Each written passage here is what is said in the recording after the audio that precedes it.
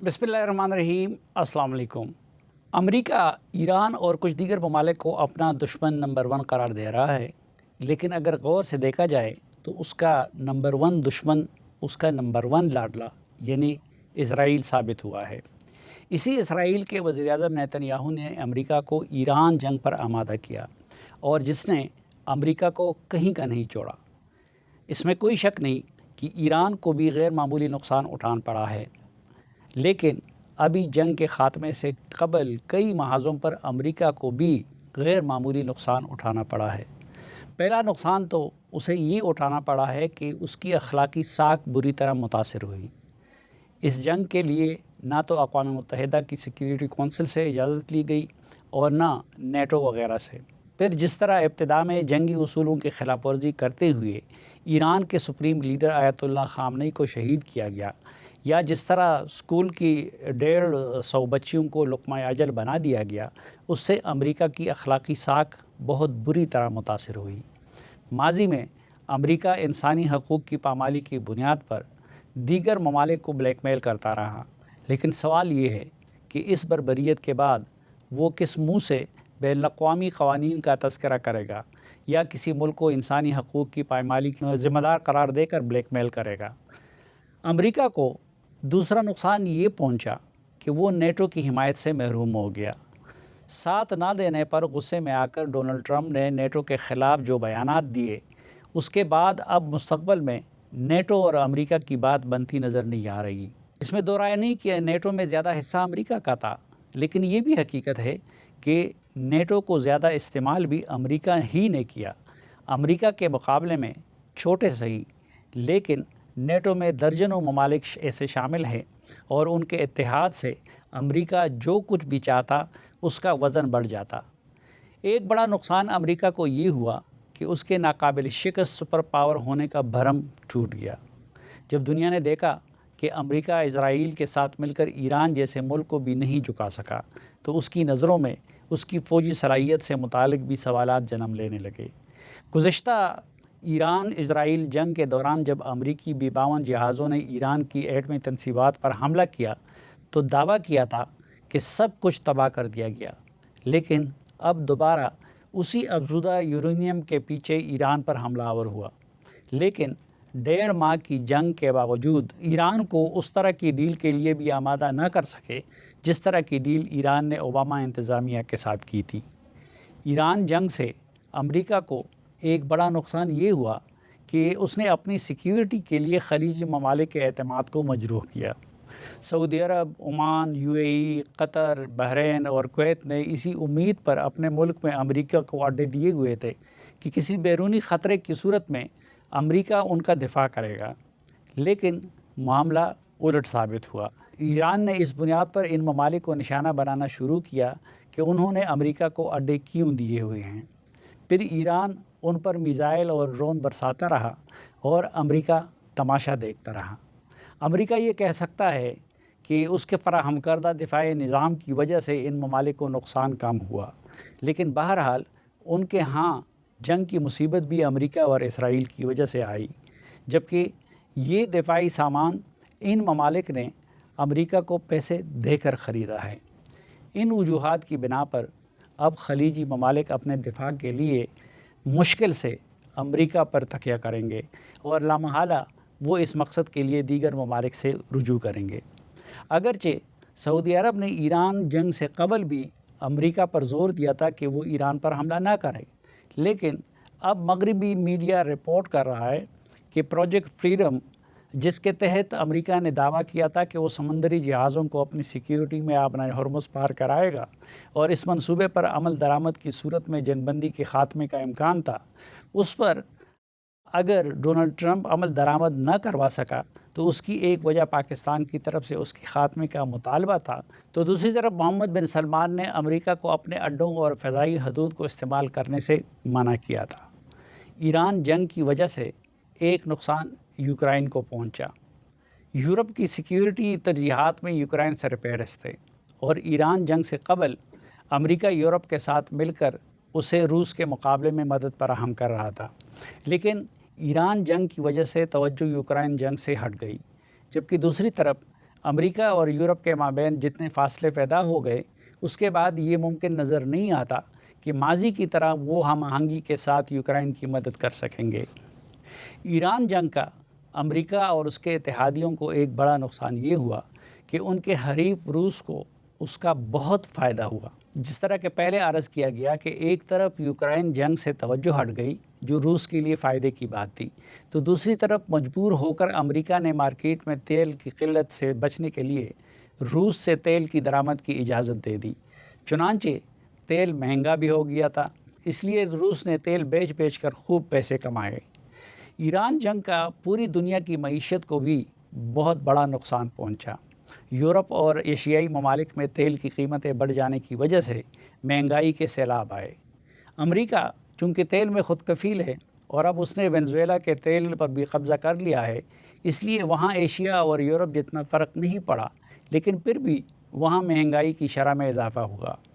Corona کے وبا کے بعد اس بڑے پیمانے پر ہونے والی کساد بازاری کے لیے پوری دنیا ڈونلڈ ٹرمپ کو ذمہ دار قرار دے رہی ہے۔ یہ تو خیر وہ نقصانات تھے جو دنیا اور امریکہ کو ایران جنگ کے نتیجے میں پہنچے، لیکن حقیقت یہ ہے کہ خود ڈونلڈ ٹرمپ کی ذات کو بھی اس جنگ کے نتیجے میں بہت نقصان پہنچا۔ انہوں نے اس دوران جو بیانات دیے اور جو ٹویٹس کیے، ان کی وجہ سے وہ ایک غیر سنجیدہ، جھوٹے، سفاک اور مسخرے کے طور پر مشہور ہوئے۔ یہ جنگ شروع دن سے مقبول جنگ نہیں تھی، جبکہ ٹرمپ نے کانگریس سے بھی منظوری نہیں لی تھی، لیکن وقت گزرنے کے ساتھ ساتھ وہ امریکہ میں مزید غیر مقبول ہوتی گئی اور اس کی وجہ سے ڈونلڈ ٹرمپ کی مقبولیت بھی بری طرح متاثر ہوئی۔ ناظرین، ایک مختصر سی بریک لیتے ہیں اور واپس آئیں گے تو آپ کو لے جائیں گے امریکہ، اور وہاں پر موجود ایک دانشور سے بات کریں گے کہ ایران قضیے کا مستقبل کیا ہے، کیا امریکہ اور ایران کی ڈیل ہونے والی ہے یا کہ نہیں، معاملہ دوبارہ جنگ کی طرف جائے گا، اور ان ممالک کی جو کشمکش ہے اس کے نتیجے میں مشرق وسطیٰ کے دیگر ممالک پہ کیا اثرات مرتب ہو رہے ہیں اور خطے کا نقشہ کیا سامنے آ رہا ہے۔ یہ اور اسی طرح کے دیگر سوالات جانیں گے اپنے مہمان سے، لیکن ایک مختصر سے وقفے کے بعد۔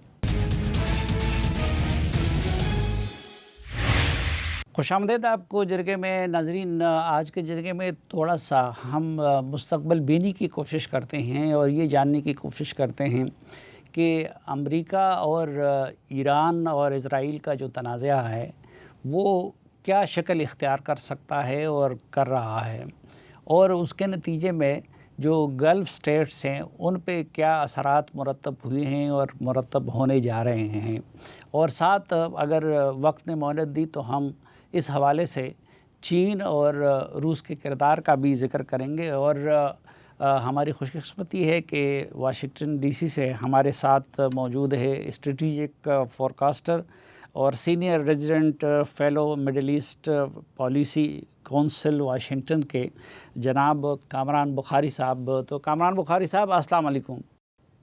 جی وعلیکم السلام صافی بھائی۔ کامران صاحب، ایک تو یہ بتائیے کہ یہ جو ایک خاموشی سی ہے امریکہ اور ایران کے مابین، اور امریکہ کا ڈاکومنٹس ایران کی طرف گیا تھا لیکن ان کی طرف سے جواب نہیں آ رہا ہے، تو اس سے آپ کیا مراد دیتے ہیں کہ کیا وجہ ہے؟ جی بہت بہت شکریہ دعوت دینے کا صافی بھائی۔ دیکھیں، جب مذاکرات چلتے ہیں تو ان میں وقت لگتا ہے، خاص طور پہ اگر حالات بڑے پیچیدہ ہوں ایک یا دونوں طرف۔ تو ایران کا سب کو پتہ ہے، اس جنگ سے بہت پہلے کا بھی پتہ ہے کہ وہاں پہ مختلف پاور سینٹرز ہیں، اور یہ گزشتہ اگر آپ جو نیوکلیئر نیگوسیشنز ہیں ان پہ نظر دوڑائیں، خاص طور پہ جو 2015 میں ڈیل ہوئی تھی اوباما انتظامیہ کے دور میں، اس میں بھی بڑا وقت لگا تھا، بیک اینڈ فورتھ۔ اور تو یہ کوئی حیرت کی بات نہیں ہے کہ ٹائم لگ رہا ہے، بالخصوص اب جب کہ وہ پرانی قیادت، پرانا نظام جو ہے وہ تتر بتر ہوا ہے۔ دیکھیں، کہا تو جاتا ہے کہ آیت اللہ علی خامنئی جو ہیں، ان کے جو صاحبزادے ہیں، انہوں نے ان کی جگہ لے لی ہے، لیکن اس کا کوئی ثبوت نہیں ہے، اور اگر لے بھی لی ہے عمومی طور پہ نامنلی، تو وہ اثر و رسوخ نہیں ہے جو ان کے والد کا تھا۔ تو وہ جو تمام فیکشنز پاور سینٹرز کو ایک پیج پہ لانا کا جو عمل تھا، وہ اس میں جو ہے وہ ڈسرپٹ ہو گیا ہے۔ اور پھر یہ ہے کہ سیاسی قیادت بھی اس وقت اگر آپ دیکھیں، صدر مسعود پزشکیان جو ہیں وہ اسلامک ریپبلک کی تاریخ کے سب سے کمزور ترین صدور میں سے ہیں۔ تو وہ تو مطلب علیحدہ تو وہ کچھ کر نہیں سکتے، نہ وہ جو ہے اس طریقے سے کوئی کاؤنٹر ویٹ یا جو ہے نا جسے کہتے ہیں کہ انٹروین کریں اور کہیں کہ اچھا چلیں، سب کے سب جو ہے اس جانب اب چل پڑتے ہیں۔ جو سینٹر آف گریوٹی تھی بڑے عرصے سے اسلامک ریولوشنری گارڈز کو، اور وہ بھی ڈسرپشن کا شکار ہوئی ہے، ان کی کئی لیول کی میں یوں کہوں گا کہ پہلے 2-3 لیولز کی جو قیادت ہے ان کو ٹارگٹ کیا گیا ہے۔ اب جو پرانے لوگوں میں سے صرف ایک احمد وحیدی ہیں، بریگیڈیئر جنرل احمد وحیدی، جنہوں نے 1 مارچ کو جو سپاہ کی جو لیڈرشپ ہے اس کو جو ہے اس کا عہدہ سنبھالا تھا، تو وہ میرے نزدیک جو ہے وہ اب ڈرائیو کرنے کی کوشش کر رہے ہیں۔ آئی تھنک وہ جو سپریم لیڈر مجتبیٰ خامنہئی ہیں وہ بھی ایک طرح سے ان کے ماتحت ہیں، یا کم از کم ان کے اوپر بہت زیادہ انحصار ہے۔ تو ایسے حالات کے اندر تمام جو دھڑے ہیں، تمام جو مکاتب فکر ہیں ایران کے اندر، ان کو جو ہے کمپرومائز تو کرنا ہے نا، لیکن جی۔ کمپرومائز کرتے کرتے وہ یہ نہیں دکھانا چاہتے کہ انہوں نے کہیں گھٹنے ٹیک دیے ہیں۔ تو وہ یہ جو اس طرح کا جو اتفاق رائے قائم ہونے میں ذرا وقت لگتا ہے۔ یہ جو یو اے ای پہ حملے ہوئے اور اس کو ایران نے آفیشلی تسلیم نہیں کیا، تو آپ کو وہ بھی اسی اندرونی کشمکش کا نتیجہ نظر آتے ہیں؟ ہو سکتا ہے اندرونی کشمکش کا نتیجہ ہو، اس میں ہمارے پاس کچھ زیادہ جو ہے وہ روشنی نہیں ہے، مطلب شواہد نہیں ملتے کہ ہم یہ کہہ سکیں کہ یہ اندرونی کشمکش کا ہے۔ لیکن دیکھیں جب بھی کوئی سیز فائر ہوتا ہے تو اس کی جو خلاف ورزیاں ہیں وہ ناگزیر ہوتی ہیں، مطلب کوئی کہیں چھوٹی ہوتی ہیں، کہیں زیادہ ہوتی ہیں، کہیں وہ اتنی بڑھ جاتی ہیں کہ وہ سیز فائر کولیپس کر جاتا ہے۔ لیکن اس سلسلے میں اگر آپ دیکھیں تو ظاہر ہے امریکہ کی طرف سے دباؤ ہے، وہ بلاکیڈ کی جانب سے، پھر وہ وقتاً فوقتاً جو ان کی جو وہ فاسٹ بوٹس ہیں IRGC نیوی کی، تو وہ جو کارروائی کرتی ہیں، پھر جھڑپیں ہوتی ہیں، تو اس جھڑپوں کے جواب میں بھی ایران جو ہے کچھ نہ کچھ کارروائی تو کرے گا نا۔ جیسے میں نے پہلے عرض کیا کہ وہ ڈیل تو بنانے میں جو ہے نا ذرا وقت لگ رہا ہے، لیکن یہ کوئی نہیں کہتا، میں نہیں سمجھتا کہ کوئی بھی دھڑا جو ہے ایران کے اندر ایسا ہے جو یہ کہتا ہے کہ جی ڈیل نہ بناؤ۔ سب کو پتہ ہے ڈیل بنانی ہے، یہ تو ایک امپیریٹو ہے، اس کے علاوہ کوئی چارہ نہیں ہے۔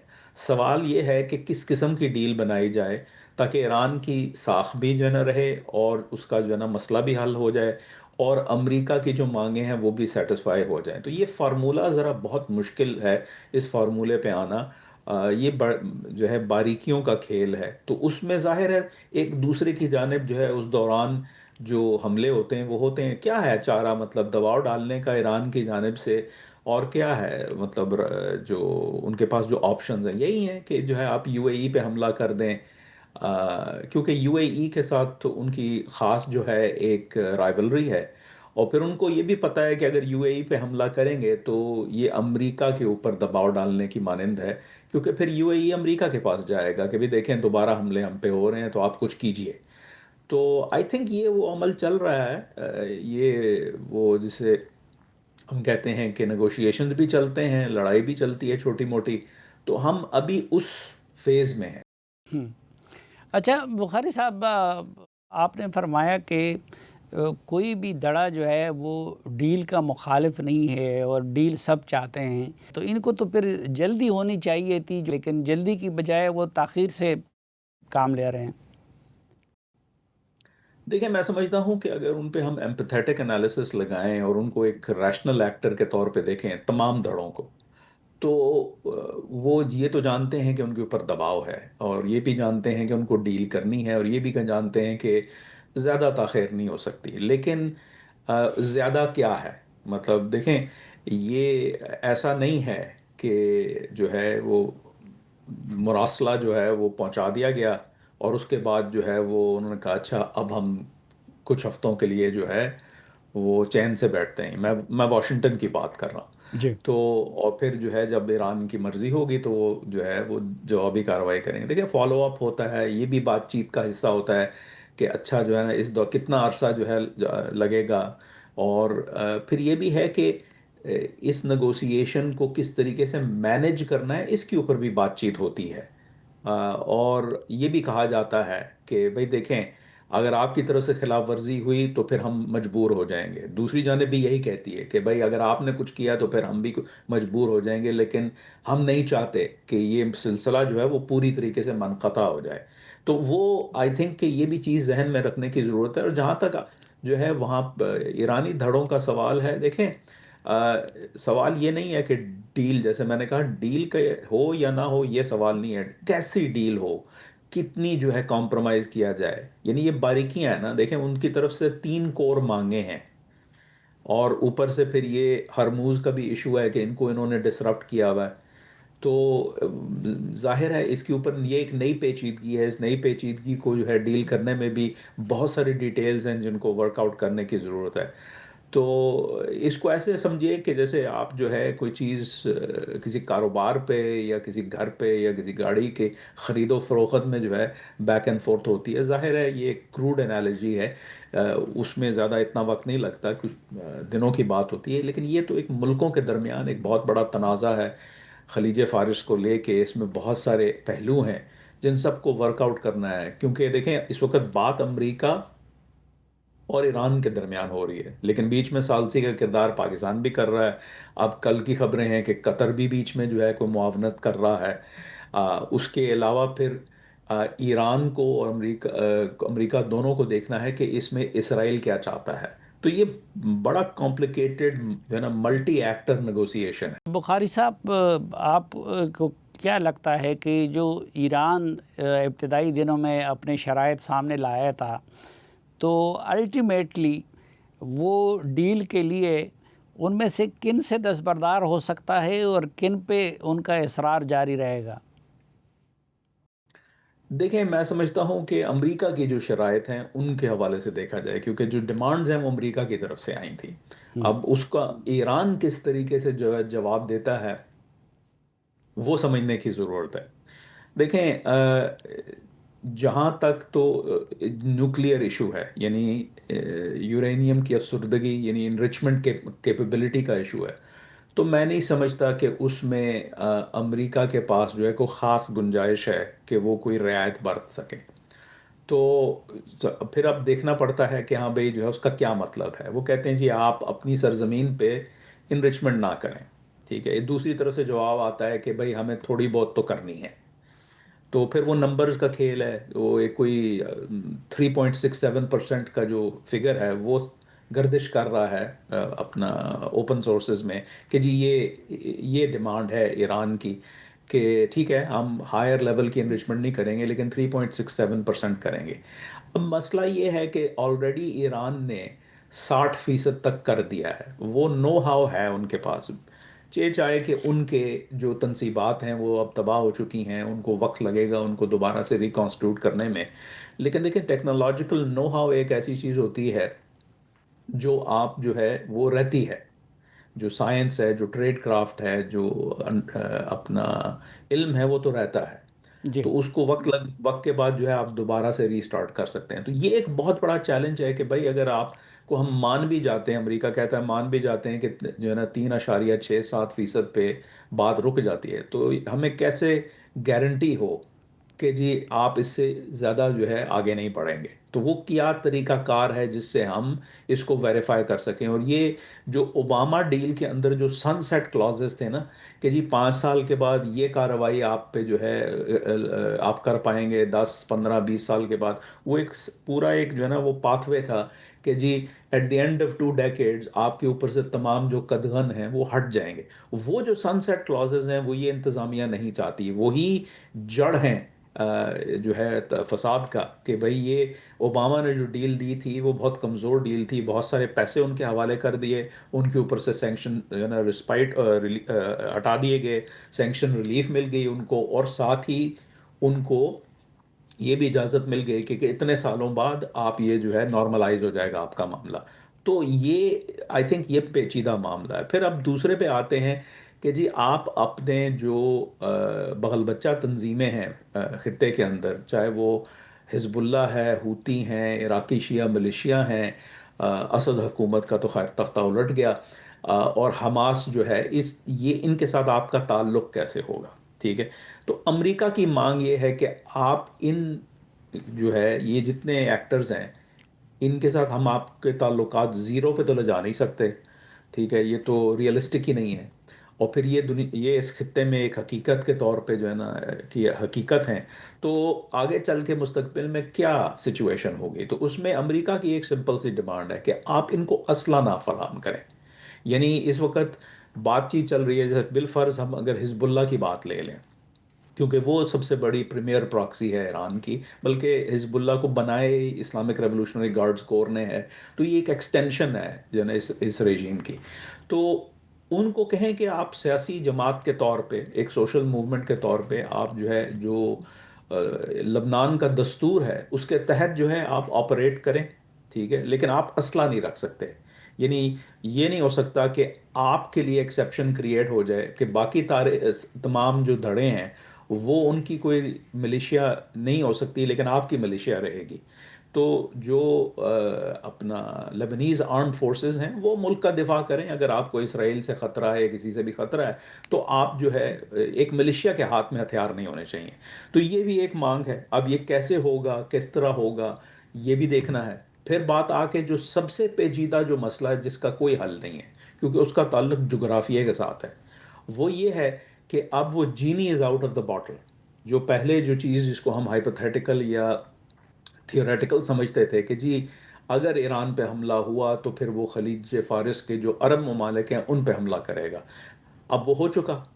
اب وہ اس کو کیسے نارملائز ہونے سے روکا جائے، کیونکہ ایشو جیوگرافی کا ہے کہ اگر ایران کہہ بھی دے کہ جی ہم آئندہ دوبارہ یہ نہیں کریں گے، کوئی سمجھوتا ہو جائے، کاغذی کارروائی ہو جائے، تو کاغذی کارروائی کے اوپر تو ممالک جو ہیں وہ اپنی نیشنل سیکیورٹی کا مطلب جو مستقبل ہے وہ اس پہ تو اسٹیبلش نہیں کرتے نا. تو یہ تو ایک خطرہ رہے گا کہ ہاں بھائی جو ہے، کیونکہ آپ یہ نہیں کہہ سکتے کہ کیپس آن بالسٹک مسلس، مطلب اس کا مطلب کیا ہے، آپ کیسے اس کو جو ہے نا اسٹیبلش کریں گے؟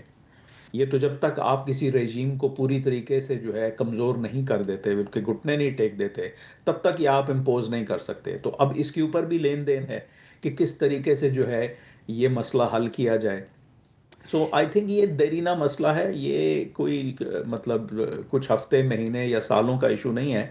یہ کئی سالوں اور میں سمجھتا ہوں کہ کچھ دہائیوں کا معاملہ ہے، یہ چلتا رہے گا. ایران جو اصرار کر رہا ہے اپنا ہرمز کے کنٹرول پہ، تو آپ کو یہ ان کا ایک بارگیننگ ٹول کے لگتا ہے، یا کہ وہ سیریسلی اس سے جڑے رہیں گے اور اس سے پیچھے نہیں ہٹیں گے؟ دیکھیں کنٹرول کیا ہے، پہلے تو ہمیں کنٹرول ڈیفائن کرنے کی ضرورت ہے. کنٹرول کا مطلب یہ ہے کہ جو ہے اب جیسے کراچی کا پورٹ ہے، پاکستان اس کو کنٹرول کرتا ہے کیونکہ پاکستان کی وہ سرزمین پہ ہے، پاکستان جو ہے خود مختار ہے، اس کے پاس جو ہے وہ جو انفراسٹرکچر، جو ویئر ود آل، جو ملٹری مائٹ ہے وہ ہے اس کنٹرول کو برقرار رکھنے کی. تو وہ ہوا کنٹرول.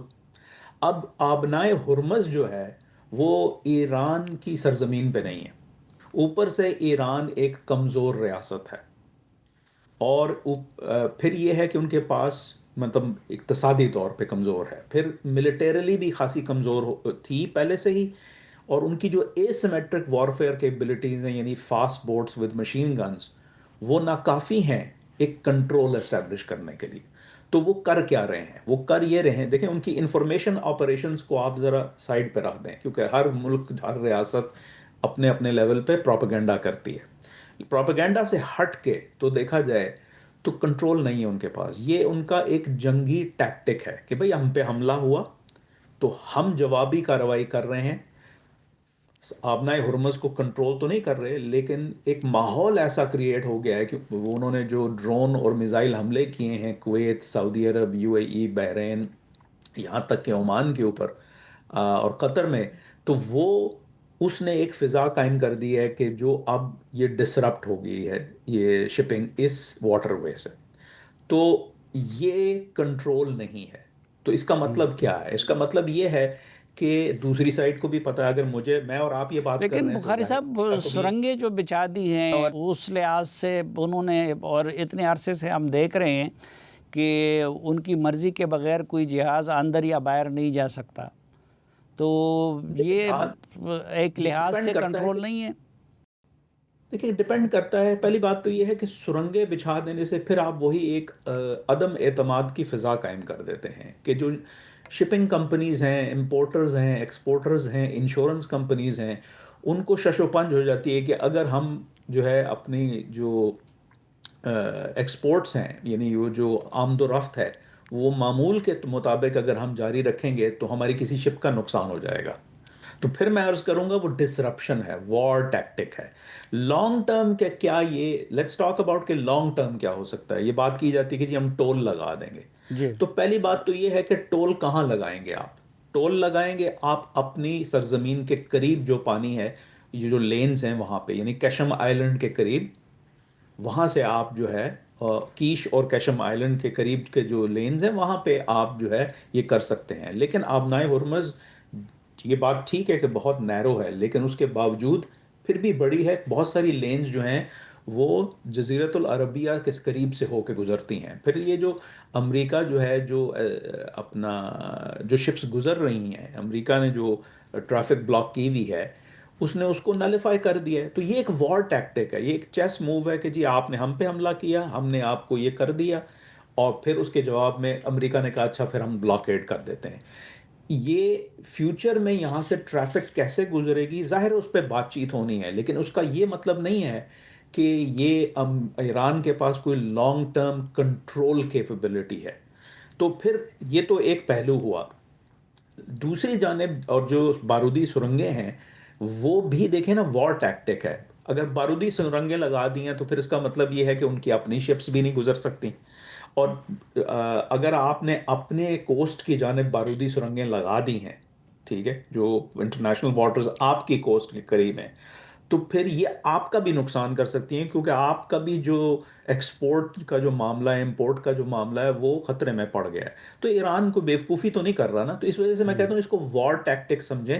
اس کے اوپر بات چیت ضرور ہوگی، لیکن کنٹرول لانگ ٹرم وہ آئی ڈونٹ تھنک ان کے پاس وہ صلاحیت ہے. اگر ان کو باہر کے ملک اگر فرض بالفرض یہ بھی کہہ دیتے ہیں کہ اچھا چلیں جو ہے یہاں پہ کوئی شراکت داری کا جو ہے جتنے خطے کے ممالک ہیں، لٹرل سٹیٹس ہیں پرشین گلف کے، تو وہ اگر بیٹھ کے تو کوئی سسٹم بناتے ہیں، اس میں آپ بھی سٹیک ہولڈر ہوں گے، تو پھر بات آ جاتی ہے کہ جو ہے آپ کے پاس صلاحیت کیا ہے.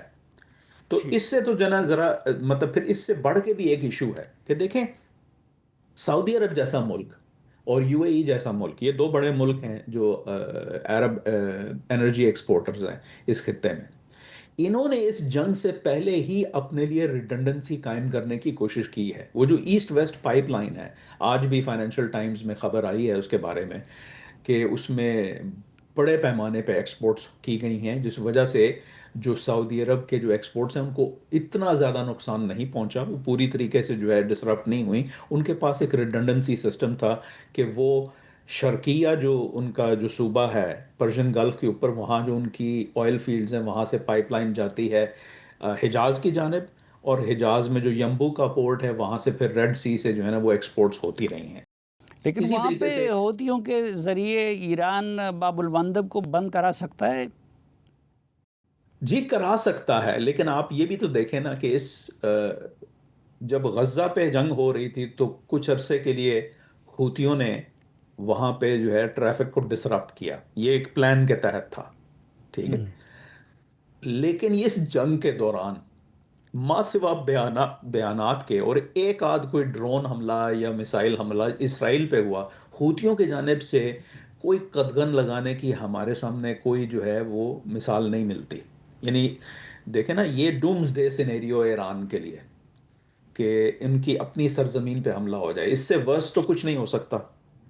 تو ایسے اسنا میں حوتیوں کا کچھ نہ کرنا یہ جو ہے اس بات کی طرف اشارہ دیتا ہے کہ حوتیز جو ہیں وہ یہ نہیں ہے کہ بھائی ادھر سے جو ہے حکم آیا کہ جمپ اور ادھر سے حوتیوں نے کہا سر ہاؤ ہائے، ٹھیک ہے. ہوتی جو ہیں وہ حزب اللہ نہیں ہے. ہوتی وہ ایک خود مختار جو ہے ایکٹر ہے، اور وہ ان کے اپنے مفادات ہیں. ہر وقت وہ ایران کے مفادات اور ان کے مفادات نہیں ملتے. تو گویا کہنے کا مقصد یہ ہے کہ یہ کوئی آن آف کا سوئچ نہیں ہے. جیسے وہ اپنے ابنائے ہرمز میں یہ بارودی سرنگیں لگا سکتے ہیں کیونکہ وہ ان کی سرزمین کے ساتھ ہے. یہ اس طریقے سے وہ ان سے امید نہیں رکھ سکتے ہیں. ہو سکتا ہے کہ ہوتیز جو ہیں کبھی ان کی بات مان لیں کیونکہ ان کے مفاد میں بھی ہو، لیکن یہ کوئی ریلائبل نہیں ہے tactic as a counter measure to Saudi Arabia. ہاں، جی سعودی عربیہ کے لیے یہ ایک لمحہ فکریہ ہے کہ ان کو کس طریقے سے ہوتیوں کو ڈیل کرنا ہے، لیکن ایسا نہیں ہے کہ بھئی ادھر سے حکم آیا تو یہ بس بند ہو گیا. تو یہ اس کو ذرا اس کے اندر ایک ذرا پیچیدگی ہے. تو میں جو عرض کر رہا تھا وہ یہ ہے کہ ایون یو اے ای نے فجیرہ کے تھرو جو ان کی جو ایک عمارت ہے اس کے تھرو جو ہے وہ اپنا ابو دھابی سے آئل ایکسپورٹ کرتے ہیں کیونکہ وہ آبنائے ہرمز کو بائی پاس کر دیتی ہے. تو میں سمجھتا ہوں یہ اب معمول بنے گا. آنے والے سالوں میں ہم دیکھیں گے کہ اور بھی سپلائی راؤٹس بنیں گے. یعنی کویت اور بحرین تو خیر اتنا آئل ایکسپورٹ نہیں کرتا لیکن کویت کرتا ہے، تو وہ بھی سعودی سسٹم میں اس کو زوم کر لیا جائے گا. پھر اگر آپ کو یاد ہو تو ایک بائیڈن انتظامیہ میں India Middle East Europe corridor کا ایک کوریڈور کا جو ہے پروجیکٹ شروع کیا گیا تھا. تو وہ بھی اس کو بھی ری امیجن کرنے کی ضرورت ہوگی کہ بھائی اس کو اب وہ ان حالات میں زیادہ کارآمد آئے گا. اس وقت تو وہ ایک کانسیپٹ تھا، وہ انہوں نے جو ہے نا خبریں آئیں اور اس کے بعد کوئی کارروائی نہیں ہوئی. لیکن اب جو حالات ہیں اس میں اس چیز کو بھی بروئے کار لانے کی کوشش کی جائے گی. پھر سیریا میں جو حکومت ہے وہ اینٹی ایرانین حکومت آ چکی ہے. وہ پرو سعودی، پرو ٹرکش، پرو عرب ہے. تو وہ بھی اپنی سرزمین کے تھرو جو ہے پائپ لائنز لے جا سکتے ہیں. تو کہنے کا مقصد یہ ہے کہ اب پورے خطے کے جو ملک ہیں، ہاں قطر کا معاملہ ہے کہ ان کا جو ایل این جی ہے، لیکوفائڈ نیچرل گیس، وہ کس طریقے سے جو ہے ایکسپورٹ ہوگی، کیونکہ وہاں ذرا پیچیدگی ہے. کیونکہ آپ کو ٹینکروں پہ لادنا ہے. جب آپ نیچرل گیس کو لیکویفائی کرتے ہیں تو پھر ان کو ٹینکروں کے ذریعے آپ کو اس کو ایکسپورٹ کرنا ہوتا ہے. لیکن یہ ہے کہ ٹیکنالوجی جو ہے ایک ایسی چیز ہے کہ ایسے ہی وقتوں میں کام آتی ہے. جو ٹیکنالوجی جب آگے بڑھتی ہے، نئی نئی ٹیکنالوجیاں ایجاد ہوتی ہیں، تو وہ ضرورت ایجاد کی ماں کے تحت جو ہے کہ کانسیپٹ کے تحت چلتی ہیں. تو میں سمجھتا ہوں وہاں پہ بھی آنے والے سالوں میں ہم پیش رفت دیکھیں گے کہ قطر بھی اپنے گیس فیلڈ سے پائپ کر کے تو کسی اور طریقے سے کچھ اور بندرگاہوں سے، یعنی عمان کے تھرو یا سعودی کے تھرو، وہ بھی اپنی ریڈنڈنسی کریٹ کرے گا. تو کہنے کا مقصد یہ ہے کہ پورا جو انرجی ایکسپورٹ کا جو نظام ہے اس کے اندر ہم تبدیلی دیکھیں گے. تو مستقبل میں یہ آبنائے ہرمز کس حد تک جو ہے لیوریج ہوگا ایران کے لیے، یہ بھی ہم اس کو فرض ایکسیپٹ نہیں کر سکتے کہ جی جو آج حالات ہیں وہ مستقبل میں بھی ہوں گے. ناظرین، ایک مختصر سی بریک لیتے ہیں، واپس آئیں گے تو کامران بخاری صاحب کے ساتھ گفتگو کا سلسلہ آگے بڑھائیں گے. ہمارے ساتھ رہیے. ایک بار پھر خوش آمدید آپ کو جرگے میں. ناظرین، آج کے جرگے میں بات ہو رہی ہے امریکہ اور ایران کے تنازع سے متعلق، اور ہمارے ساتھ واشنگٹن سے موجود ہے جناب کامران بخاری صاحب. بخاری صاحب، آپ کو کیا لگتا ہے کہ گلف کنٹریز اور ایران کے تعلقات مستقبل میں دوبارہ نارمل ہو سکتے ہیں؟ اور دوسرا، خود کیا گلف کنٹریز میں ڈویژن نہیں آ گئی، وہ اب کوئی مشترکہ لائحہ عمل بنا سکیں گے؟ جی دیکھیں، ڈپینڈ کرتا ہے کہ آپ کس ٹائم ہورائزن کی بات کر رہے ہیں. فی الوقت تو ایک دراڑ ہے سعودی عرب اور یو اے ای کے درمیان، اور بہت سارے ایشوز کو لے کے. صرف یہ ایران کا مسئلہ نہیں ہے، یمن کا مستقبل کیا ہونا چاہیے اس کو بھی لے کے تو ابو دھابی اور ریاض کے درمیان اختلافات تھے، اور یہ اس جنگ سے پہلے کے ہیں. کئی سالوں سے یہ سلسلہ چلا آ رہا ہے. پھر اسرائیل کے ساتھ تعلقات کیسے ہونے چاہیے اس کے اوپر بھی اختلافات ہیں. یہ مطلب سب کو پتہ ہے کہ یو اے ای نے 2020 میں ابراہیم اکارڈ کے تحت جو ہے ایک نارملائز کر لیے تھے ریلیشن شپ اسرائیل کے ساتھ، اور ان کے ساتھ باقاعدہ اب ڈپلومیٹک ریلیشنز ہیں جو نارمل ہیں۔ لیکن سعودی عرب جو ہے وہ جب سے یہ اکتوبر 7 کا 2023 کا حماس کا حملہ ہوا ہے، اور اس کے بعد سے جو خطے کے اندر جنگ چھڑی ہے اس کے نتیجے میں، اس کے بعد سے ان کی اپنی جو کاوشیں تھیں، ان کی اپنی جو نیگوسیشنز تھیں جو بہت زیادہ پروگرس کر رہی تھیں، اور وہ خود شہزادہ محمد بن سلمان کے بقول وہ بہت زیادہ قریب پہنچ چکے تھے کسی ڈیل کے، کسی انڈرسٹینڈنگ کے، وہ سارا سلسلہ منقطع ہو چکا ہے۔ اب وہ حالات تبدیل ہو چکے ہیں، سعودی عرب اب اس کے انٹرسٹ میں نہیں ہے، بلکہ اس کے انٹرسٹ کے خلاف ہے کہ وہ ایسے ماحول میں اسرائیل کو کے ساتھ جو ہے تعلقات بڑھائے، وہ تو اس میں وقت لگے گا، تو یہ تنازع چلتے رہیں گے فی الوقت۔ لیکن الٹیمیٹلی دیکھیں اسرائیل کی حقیقت کیا ہے، اور ایران کی حقیقت کیا ہے، اور پھر ترکی کی حقیقت کیا ہے۔ یہ تین بڑے پلیئر ہیں جو نان عرب ہیں مشرق وسطیٰ کے اندر، جو ایک عرب میجورٹی ایریا ہے۔ تو عرب ممالک جو ہیں وہ ان سب حالات کے اندر پھر آگے چل کے وہ کیا اقدامات لے سکتے ہیں، یہ اس کا دار و مدار اس بات پہ ہے کہ وہ ان تینوں پلیئرز کو کیسے دیکھتے ہیں۔ دیکھیں اسرائیل کا معاملہ یہ ہے کہ اسرائیل کے اندر بھی اب ایک کورس کریکشن کی ضرورت ہے، ان کے بھی الیکشن آ رہے ہیں، وہ بھی مطلب یہ لامحدود جنگیں تو میں مبتلا نہیں رہ سکتے، ان کی ایک محدود جو ہے نا ملٹری قوت ہے۔ پھر جو ان کی ساکھ کو بین الاقوامی طور پہ نقصان پہنچا ہے، یہ بھی بات ڈھکی چھپی نہیں ہے۔ پھر امریکہ کے اندر جو ہے اسرائیل کو کس حد تک سپورٹ ملنی چاہیے، یہ بھی ایک ایشو ڈیبیٹ کے طور پہ، بہت بڑی ڈیبیٹ کے طور پہ دونوں مطلب ریپبلکن جماعت اور ڈیموکریٹک جماعت کے اندر اس کے اوپر بے تحاشا جو ہے نا ڈیبیٹ ہے، اور یہ کوئی اب وہ ایک پیج پہ نہیں رہا معاملہ۔ تو ان حالات کے اندر اسرائیل کو جو ہے ریشنلائز کرنا پڑے گا۔ تو آئی ڈونٹ تھنک کہ عرب کنٹریز اسرائیل کو ماں سوا وہ جو ایشو ہے فلسطینی تنازع کا کہ جی فلسطینیوں کا کیا بنے گا، اس کے علاوہ وہ اسرائیل کو اس طریقے سے ان کو دیکھنے کی ضرورت ابھی نہیں ہے۔ اچھا اور بخاری اس صاحب، نے ڈونلڈ ٹرمپ بار بار یہ ڈیمانڈ کر رہے ہیں کہ ایران جلدی کرے، اور اگر ڈیل نہیں کی تو پھر ہم اس طرح حملہ کریں گے۔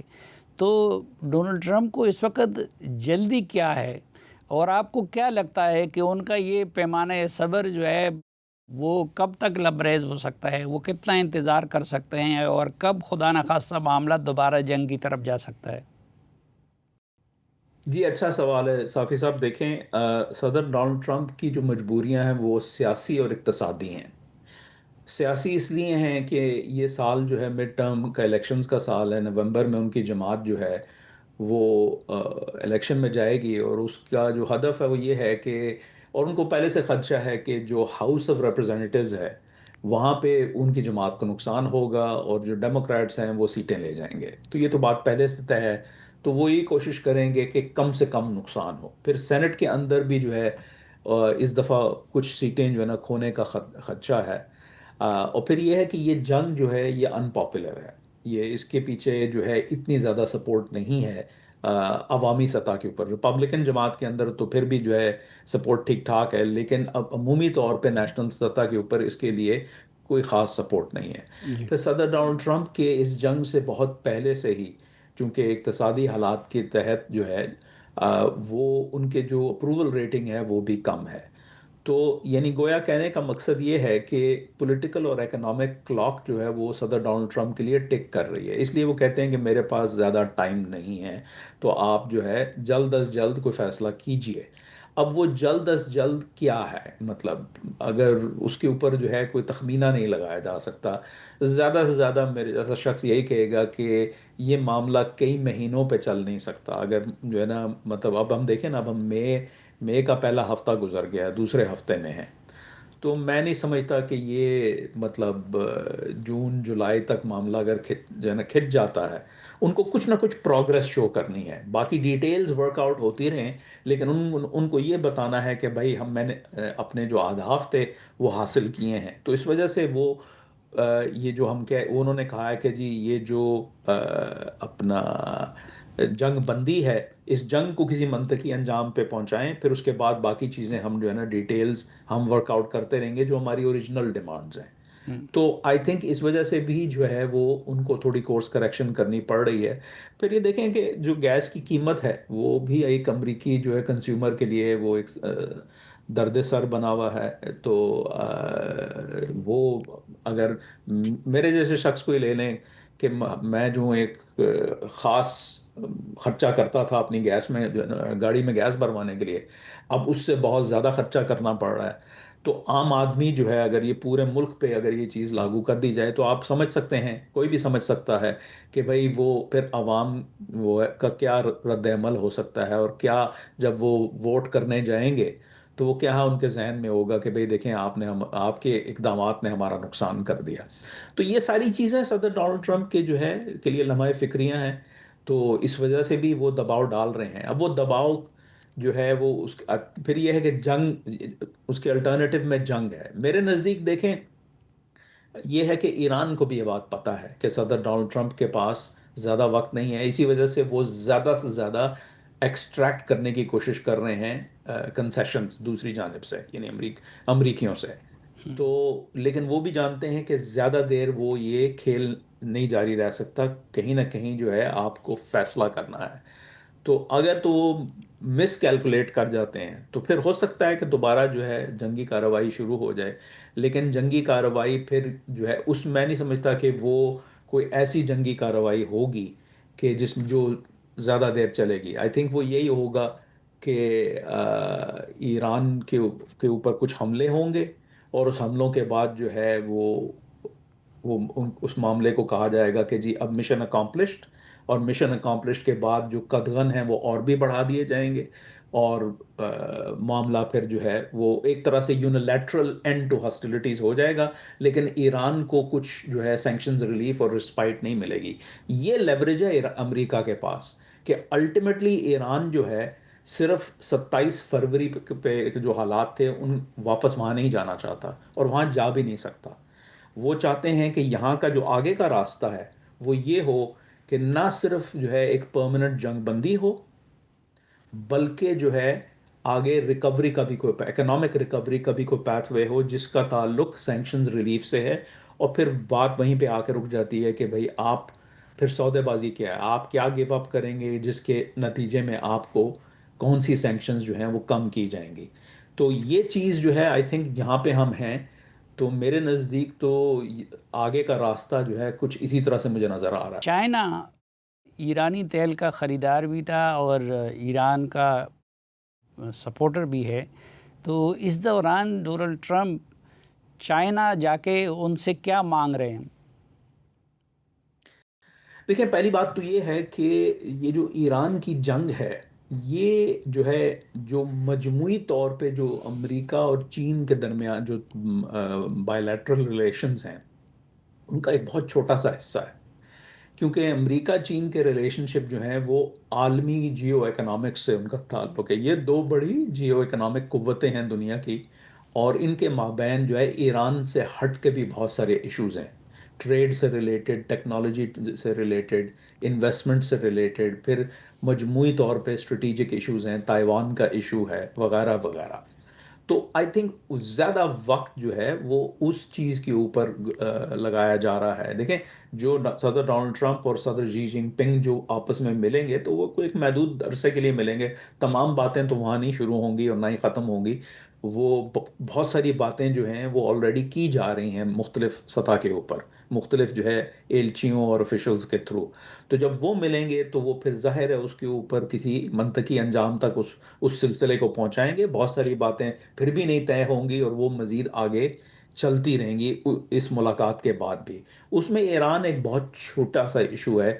اور پھر اگر دیکھا جائے تو ان چین کے لیے کیا ضروری ہے، چین کی اس وقت جو اکنامک سچویشن ہے وہ خاصی مشکل ہے.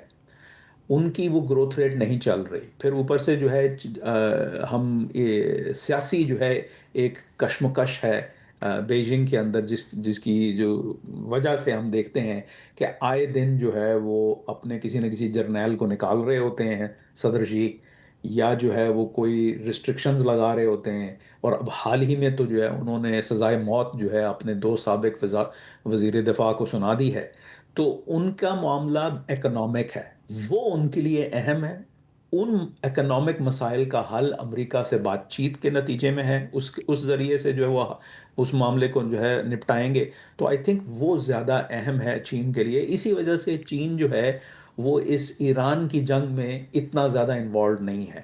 ہاں، یہ بالکل ٹھیک بات آپ نے کہی کہ ان کو آئل جو ہے وہ وہاں سے امپورٹ کرتے ہیں، لیکن آئل امپورٹ جو ہے وہ ڈیورسیفائی بھی کیا جا سکتا ہے۔ تو یہ ایسا نہیں ہے کہ ان کا بہت وہ ایک طرح سے جو ہے وہ ایسی ڈپینڈنسی ہے جس کا کوئی توڑ نہیں ہے۔ تو آئی ڈونٹ تھنک کہ ہمیں امریکہ چین کے درمیان جو گفتگو ہے، جو ایک عالمی سطح کی گفتگو ہے، اس پہ ایران کو بہت زیادہ اس میں انوالو کرنا چاہیے۔ آئی تھنک ایک حصہ ضرور ہوگا، کیونکہ یہ ایک ایشو ہے جو کہ چین کے لیے بھی امپورٹنٹ ہے اور امریکہ کے لیے بھی فی الوقت، لیکن اور بہت ساری چیزیں ہیں ان کے مابین۔ تائیوان کا مستقبل کیا ہوگا، وہاں پہ امریکہ کیا کرے گا، چین کا کیا اس کے اوپر رد عمل ہوگا، وغیرہ وغیرہ، یہ چیزیں زیادہ اہم ہیں۔ ٹھیک، کامران بخاری صاحب، ہمیں وقت دینے اور ہم سے بات کرنے کے لیے بہت شکریہ۔ اس کے ساتھ ہی آج کے جرگے سے اس امید کے ساتھ اجازت چاہتا ہوں کہ پروگرام سے متعلق اپنی رائے سے آپ ہمیں آگاہ کرتے رہیں گے۔ اجازت دیجیے، اللہ حافظ۔